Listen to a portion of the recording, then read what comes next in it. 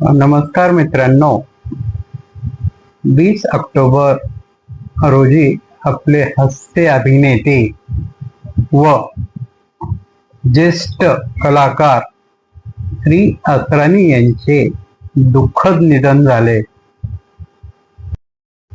या महान कलाकाराबाबत अधिकची माहिती जाणून घेण्यासाठी आपल्याला नक्कीच आवडेल।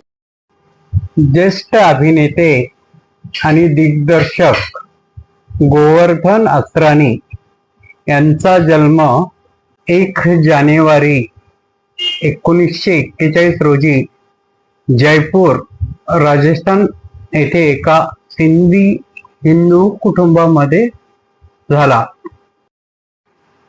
सेंट झेवियर्स शाळेमधनं त्यांनी मॅट्रिक पूर्ण केले आणि जयपूरच्या कॉलेजमधनं त्यांनी पदवी पूर्ण केली। शिक्षण चालू असताना खर्च भागवण्यासाठी जयपूरच्या ऑल इंडिया रेडिओमध्ये व्हॉइस आर्टिस्ट म्हणून त्यांनी काम केलेलं आहे। अभिनय प्रशिक्षण 1960 ते 62 या काळात त्यांनी साहित्य कलाबाई ठक्कर यांच्याकडून प्रशिक्षण घेतले।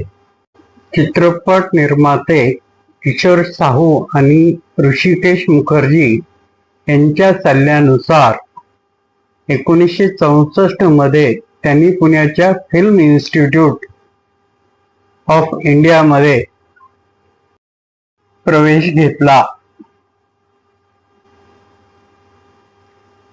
1966 मध्ये पदवी प्राप्त केली।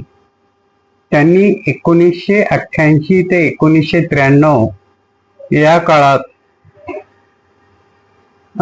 या इन्स्टिट्यूटचे संचालक म्हणून काम केले। त्यांचे चित्रपट पदार्पण 1967 साली हरे काच की चुडिया या चित्रपटातून त्यांनी अभिनयास सुरुवात केली।